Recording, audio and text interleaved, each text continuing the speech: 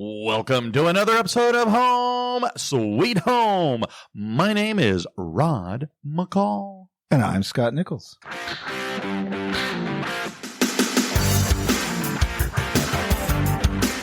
All right. So, wow.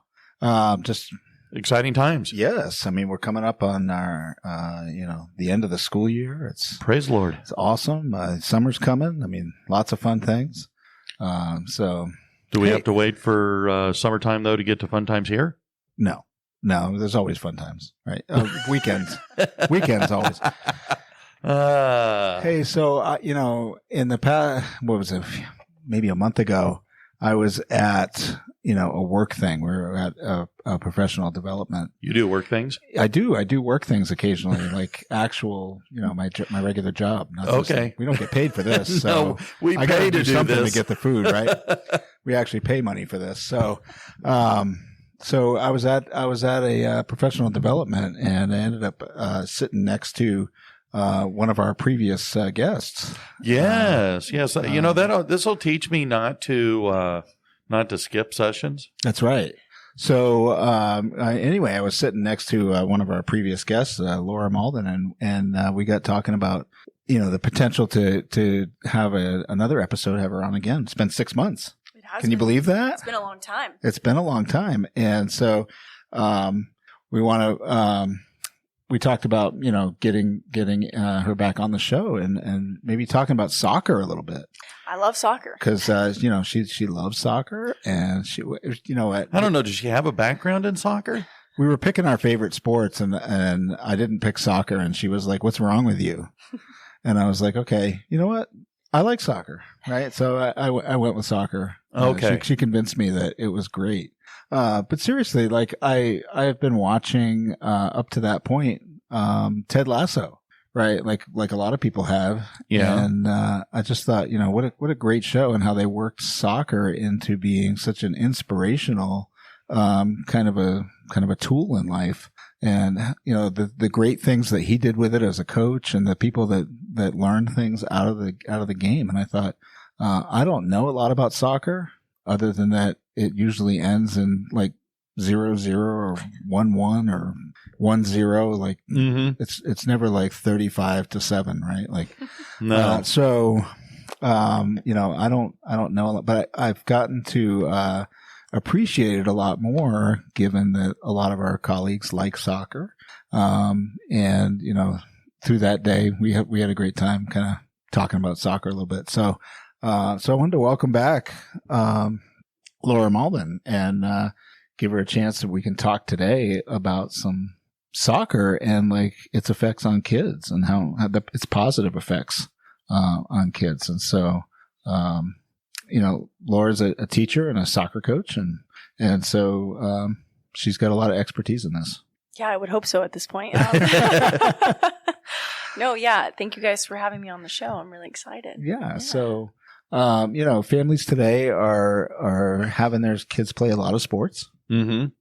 Just seems like their schedules are crazy busy, and I'm sure that this relates to a lot of other sports, although we'll primarily talk about soccer, or like we have a lot of listeners actually in Europe, so that would be football, right?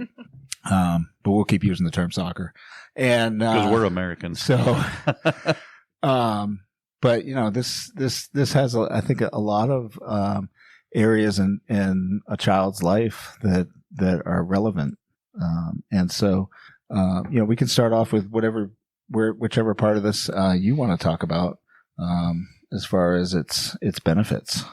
Yeah, I think it has a ton of benefits. I think a lot of sports do. Putting your kids in sports is definitely something that you want to do, primarily just because of the health benefits. Right. Right. And so specifically, it starts working on their gross motor skills, right? So you're working on them running, the jumping, the kicking, all of those actions, whether it's in soccer or basketball or any sport. Sure.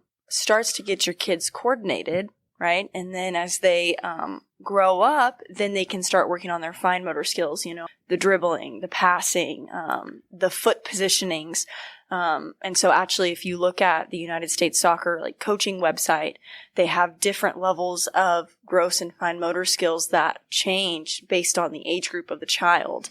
And you can see the development from a U7 all the way up to a U18 and how those kind of change and develop. So it's definitely more than just, a way to throw your kids out there. You're actually developing their physical health. Yeah.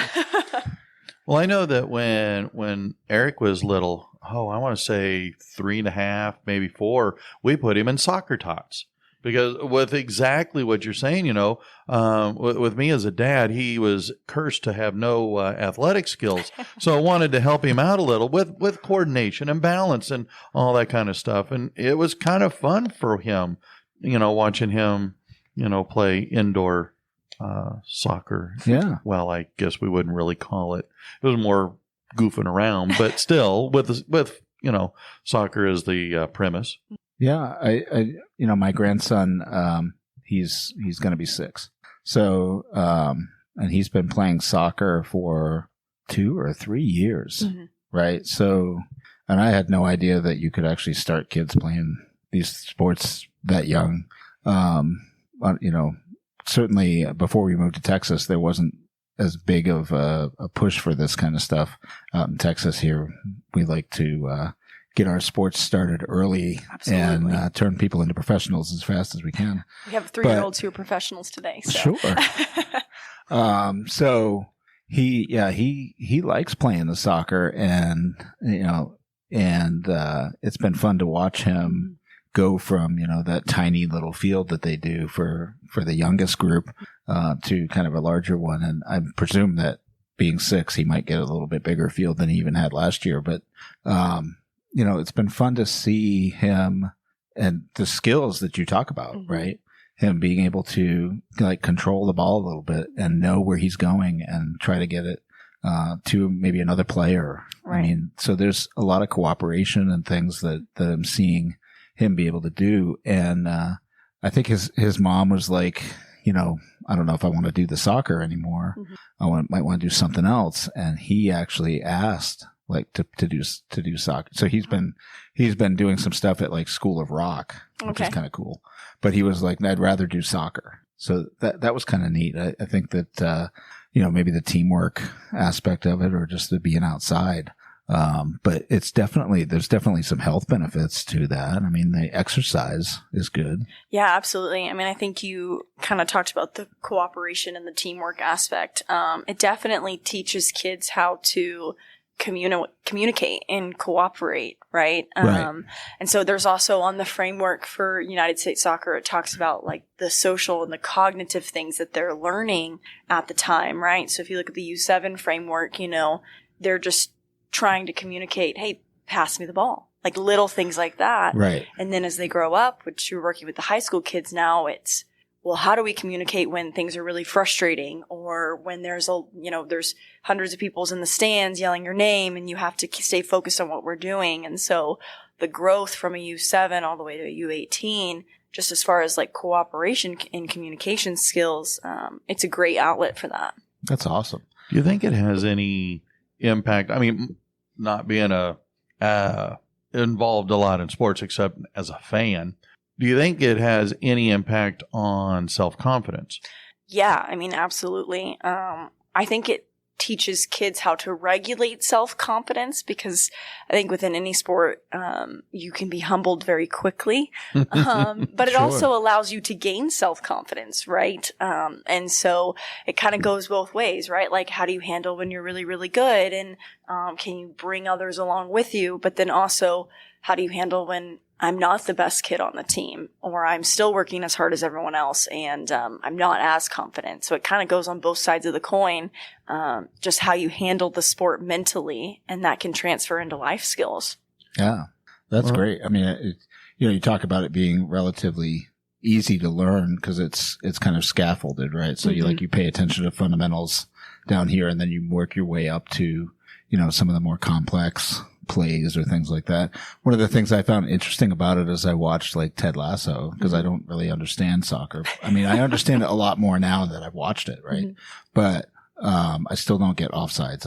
I'm as confused as he was. Okay. But the sport itself, like I watch a lot of American football, right? Which has plays that everything's very timed and everybody runs a particular route and the play lasts 30 seconds and we're done, right? And it's just, soccer is so different in that it's just continuous. And so you have to make faster adjustments, it seems. And so I just wonder, like, that must be really good for the kids to be able to see and analyze and adjust quickly and think about like maybe several plays they have in their heads that they might apply at a given time. And so it seems much more complex while also being maybe somewhat more simple. It's interesting. Yeah. I mean, if you're talking about like the actual tactics behind soccer as a coach, you want to give kids what I call like a framework, right? Like I want to give you the foundation of the house. And then within the house, I want you to decorate it and be creative on however you want to be. And so I think that lends kids to, we don't really have plays that we give them, but we give them moments of like, okay, you're in the moment of attacking.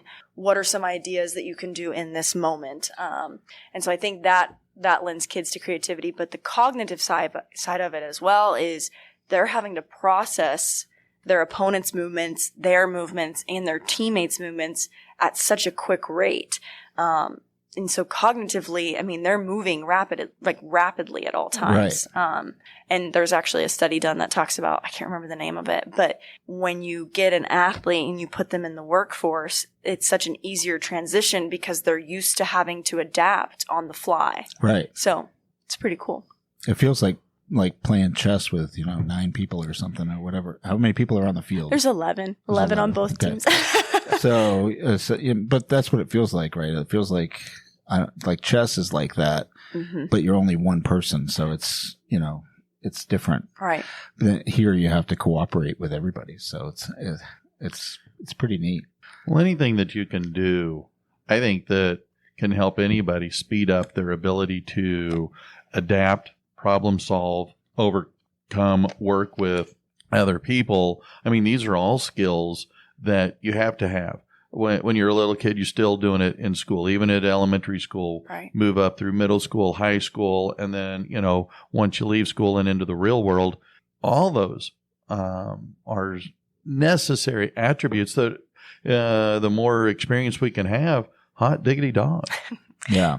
Yeah, absolutely. There's a poster that I love that it says like, kids in sports become CEOs one day, because it's true. Like there's so much evidence that if you play a sport and you go throughout college doing that, all of the lessons that you're learning are really transferable into the real world and into real life. So that brings me to one of the things about things that we see kids dealing with, right? And I know that you work with Hope Squad as well. And so one of the things that we hear all the time from kids, right? And when I was a kid, we never used this word, but when we always hear from them, but it's got my anxiety up and I'm really anxious and they have trouble coping with a lot of things. And I just wonder, do you find that because they're having to play under these time constraints and this pressure and these things that they're having to deal with as they have to, in the moment, address the changes that are taking place on the field, do you think the players are actually better off in their coping skills than somebody who doesn't play a sport or doesn't play soccer?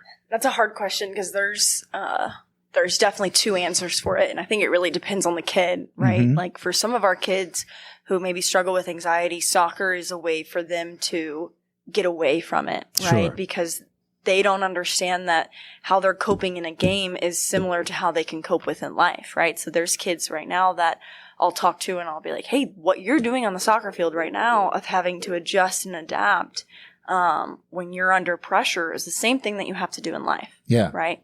And then there's other kids that they can get anxiety from that time constraint and from that pressure of the game. And so you have to work them through are you putting pressure on yourself, or like, where's this pressure coming from? Right. And normally it's like, oh, well, I just have to perform for me. I have to perform for me. And I'm like, well, we're not putting that on you. Like, we just want you to go out and do what we know you can do. Right.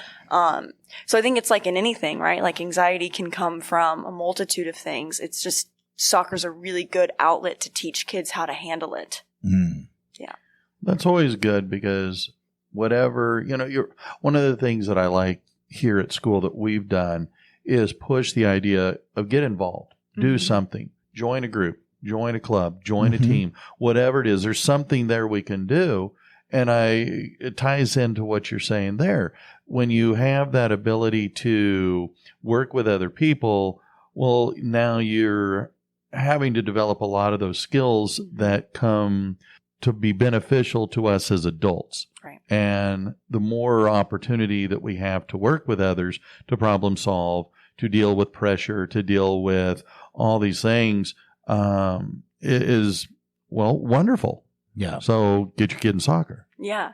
Well, and like you just said, something I always think about is, you look at all my best friends' weddings and we're all the bridesmaids. Well, we're not going back talking about, oh man, in this game, we were really under that pressure. We're looking back on the community that we built through the love of something. And so I think that's what you really want kids to take away from, is whether it's soccer or basketball or theater, everything has pressure. Everything has, some sort of anxiety that can be put on it. But how do you collaborate with the people around you to push through that?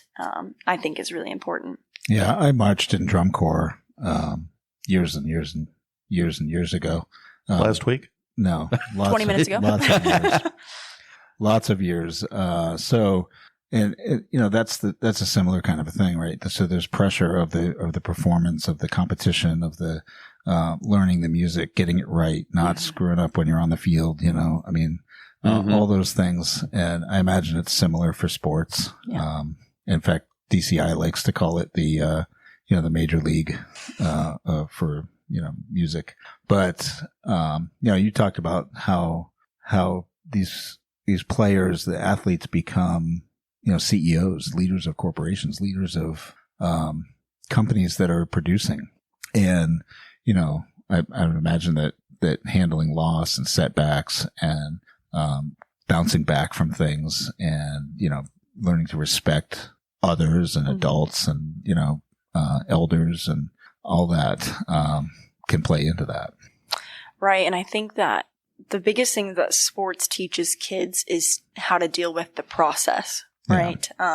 So like, even if we're just looking at this season, if we started our first game off playing as good as we're supposed to be playing, well, that's probably not great, right? You can't maintain that, Sure. So something that we preach to our kids a lot is, what does the process look like? Like, if we're losing a game, but we're playing better than we played the last game, that's an improvement in the process, right? Yeah. And so, it teaches kids that even in setbacks of life, how do you handle that, and how do you continue to inch your way up? Yeah. Even when it's maybe not going your way all the time. Well, that's like, as a teacher, I like to say that if you start out my course just getting A's, like, you're not actually learning anything. Right. Right. You're probably not learning very much, at least. If I can throw a challenge at you that you struggle with, that's where you learn. Right. Right. And so, I imagine it's the same on the field. Well, and I even told my kids today, I ran a practice and I ran a drill that we do all the time. And before we started the drill, I said, what is the first coaching point I'm going to say? And they were like, oh, you're going to want us to scan what's around us. And I was like, okay, so if you know that going in, how can you better yourself to where that's not my first coaching point, and to where I'm making you better in a different way? And I think that's important for kids to hear, because it's like, it makes them think about, what are my actions that I'm doing in this drill, and how can I make myself better? And that's something that you have to do every day, right? Like, what am I doing as a teacher in my job that I know I should be doing better at? How can I improve? Right. Now, I know that, in our jobs as teachers, we like to have fun. Yes, of course. Between every class period, I like to have fun. I like to have fun in my class with students. You want to have an enjoyable day, right? Well, I always try to tell them, Monday is fun day Monday. I haven't had any takers though on that. That's like a dad joke, and you're pretty good at those. I am. I won't tell you where I keep all my dad jokes though. Oh. So, but fun, right? We got to balance fun with discipline, with responsibility, right? Like we get to have fun at our jobs, but we also have to, be serious about a lot of things too. And so I wonder, how that works out, especially in an environment where like a lot of people are like, well, this is just for fun, right? Why, like there's some places where they're like, don't even keep score. It's like, we don't do that. So I know we don't do that, but right. Like, I just, how do you balance the fun and the discipline at the same time? Yeah. So, in the United States soccer framework, I'm getting my D license right now. That's why I'm referring back to that so much. But they surveyed a bunch of kids. I don't know the exact number, but the highest indicator of retaining kids in sports is fun. Yeah. And number 48 is winning games. So that's it's very interesting. Wow. But one of the other top indicators was discipline. And so kids want structure. They want to come in and to get better, right? Yeah. And so I think it starts off by setting the standard pretty early, right? So in our program, soccer is really good because it keeps kids accountable to more than just what they're doing on the field. Right. Right? They have to keep a 75 or above in the classroom, right? Nice. That's pushing kids to college. That's more than just saying, we want you to pass right now to plan our program, but we want you to pass in life and go further than this. Right. And not everybody becomes a professional. No. Yeah. Right. So you gotta have a fallback plan. 100%. And I'll have kids call me from college and they'll be like, Coach Mauldin, I got to get a 75 or higher. And I'm like, you're exactly right. You do. Yeah. Exactly. And then it keeps them disciplined. We watch their social medias. And so that's something that's going to transfer into their jobs much later, in life because they know, I can't be posting that or I can't be doing that. Or else, there's going to be consequences. And kids, I think they want that structure more than we really notice. Right. So once you lay that foundation, then the fun comes, right? Because at the end of the day, all they want to do is play. And so we do a little rondo drill that the kids just absolutely love it. And they'll spend 20 minutes just having a blast. And then we get into, okay, it's down to work. And so the fun comes, by having a structure and expectations and standards that kids know, that are not going to change. And you build the fun into just playing the game, which is why they're here. I think we see that in the classroom too.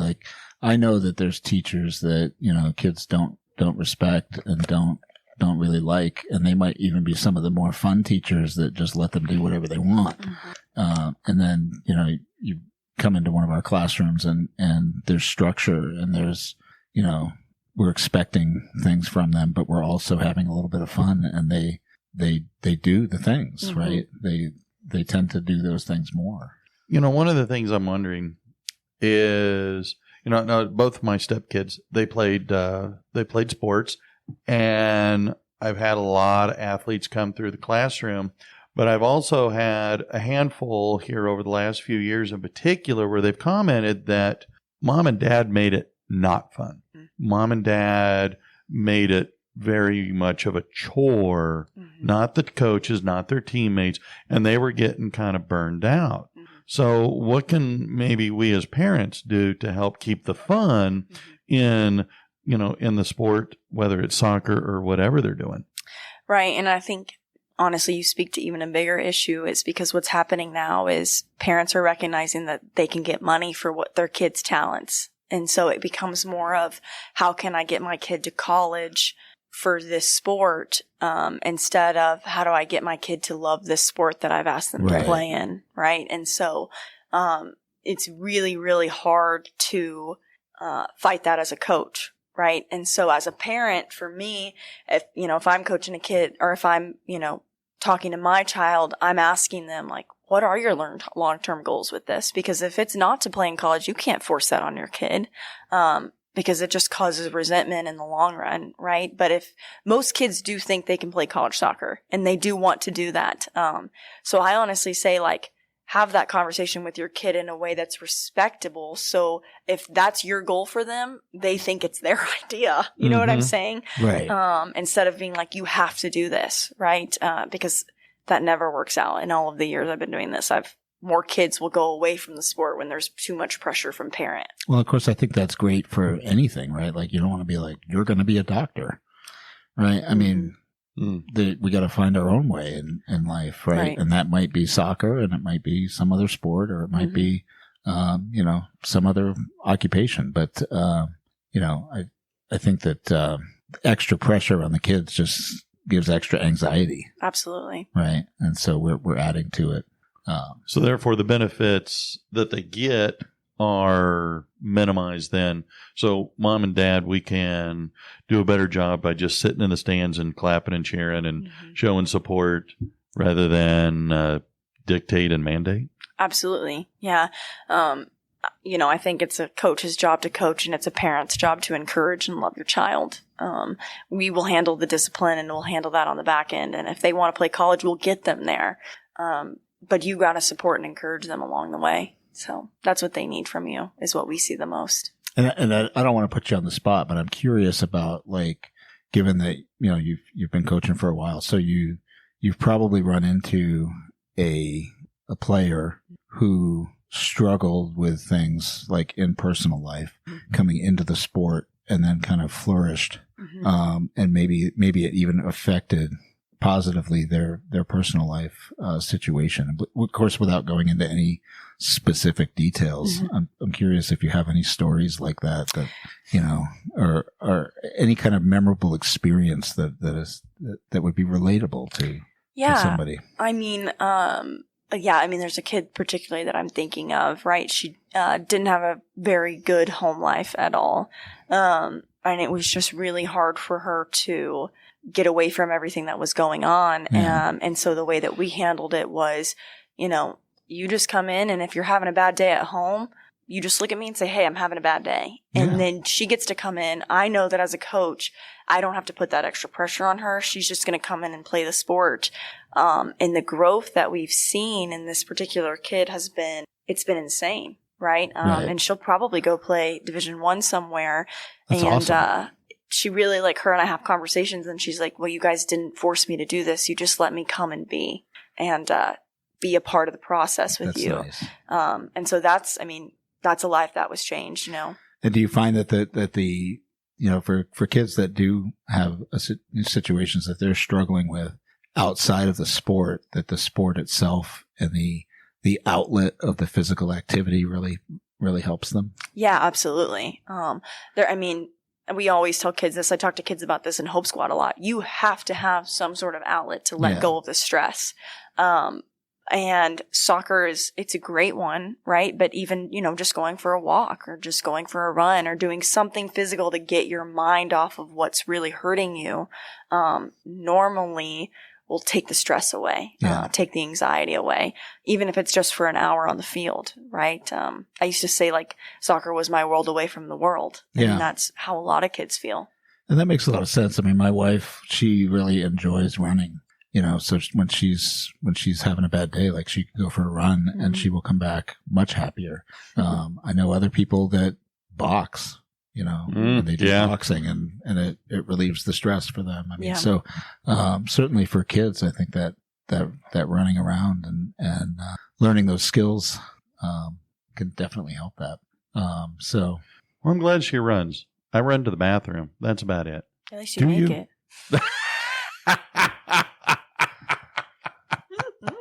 Or is that not the type of running we're talking about here? We don't want any specific stories. Please leave that one out. So, So what about, is it the right fit for, we talked a little bit about how, parents sometimes try to force their kids into it, but if I'm a student and I'm thinking about soccer, how would I know if that might be the right fit for me, especially coming in as a freshman, or maybe I've never played it before. Can you get into high school sports without having played it before?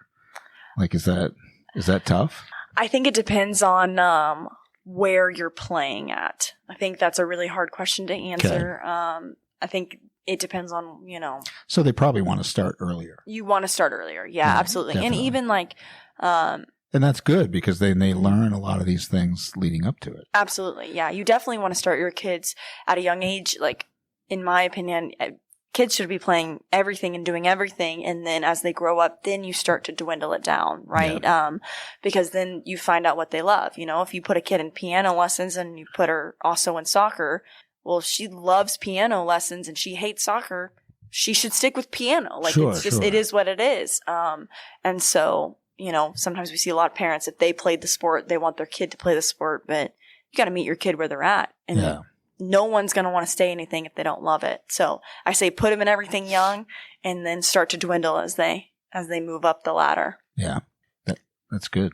So, and we talked a little bit about balancing sports and academics. I mean, you talked about the 75. I mean, the kids have to be able to do that. And then what about support at home? I mean, do these kids get enough sleep and like nutrition? I mean, do you guys support the nutrition programs at all? Or do you suggest things or? Yeah. So, I mean, we definitely push, like, make sure you're hydrating every day. That's something that's really big. But we do a lot on the recovery side of things, especially because a lot of our kids are playing club sports. And so, you know, I remember in high school, I wasn't getting home till 11 and I was having to wake up at 6 a.m. for, you know, the next day and do it all over again. How did you get your homework done? It was really, really difficult. Yeah. It's really, I would do homework on the way to soccer practice. Wow. And then my mom would drive, and then I would come home and it would be 11 and I would go to bed and I'd wake up at 6 and then I have to do it all over again.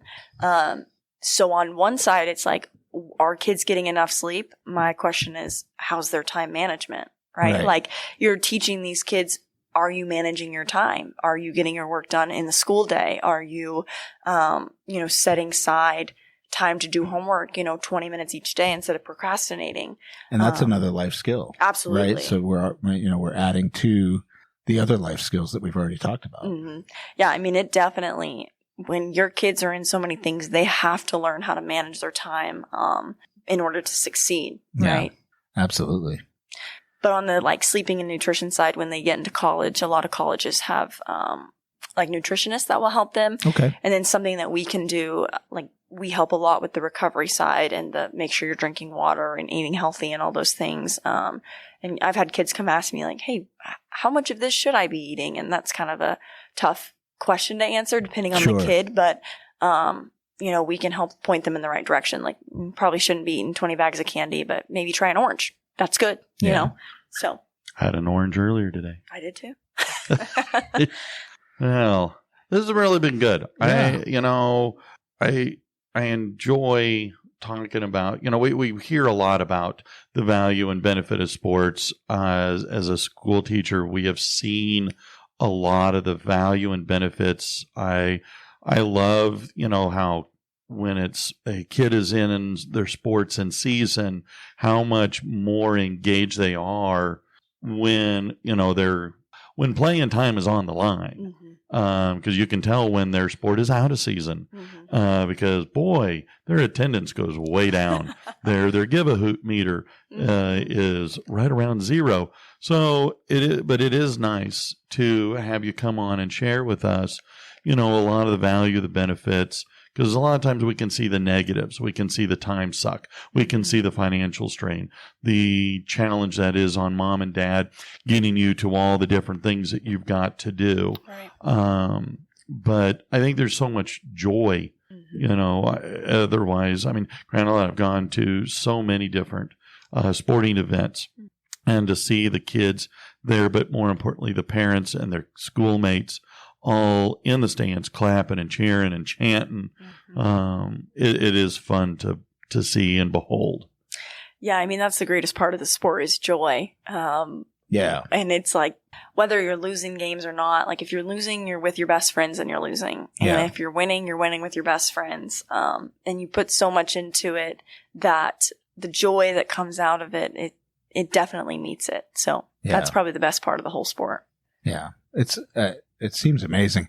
Like I said, I mean, I did drum corps, so I mean, I have some experience with that community side of things, and I'm, you know, I don't know what, it's almost 40 years on from that, and I'm still sort of friends with some of those people. So, you know, through Facebook, we don't all live near each other, so we're all over the world, really. But it's just it really is a different kind of a community, and so. definitely, I can see that with soccer and the joy and the shouting and the people who are cheering for you. Mm-hmm. I mean, those are really good things. Yeah. That it's good for those students and those athletes to hear that. It definitely, I'm sure, helps them in their coping, especially if they're not doing well on the field, right? Like getting that support still is good. So yeah, this has been great. Like, I don't know if there's anything that we missed that you would want to mention, but I don't think so. We, if there is, and you think of it, we'll just bring you back another time. I would love that. Or we'll talk about another aspect of it at some other point. But I think the great things, right? The coping skills, the responsibility, the time management, the confidence building, the community building, the friendships that last, beyond the team that they happen to be on at the time. I think those are excellent things for the generation to learn. Yes, it's stuff that we grew up knowing, but sometimes you don't understand and appreciate the value that really does have. So, Coach, thanks a lot for sharing all this stuff with us. Yeah, it's so great. Thank you guys so much for having me again. Hey, you bet. And you've definitely convinced me that soccer is a worthy sport to be watching. Thank you. I'm glad that FIFA's, coming to this direction. World Cup in Dallas. I know. So it's going to be exciting. Maybe they'll listen to our podcast and give us free tickets. Oh, hey, all right. Go FIFA. I mean, maybe. We'll send them the link. Here's hoping. We'll send them the link, definitely. All right. Well, I guess then we're going to wrap this up. And so thanks again, Coach, for being with us. It's been a whole lot of fun. Always enjoy chatting it up with you.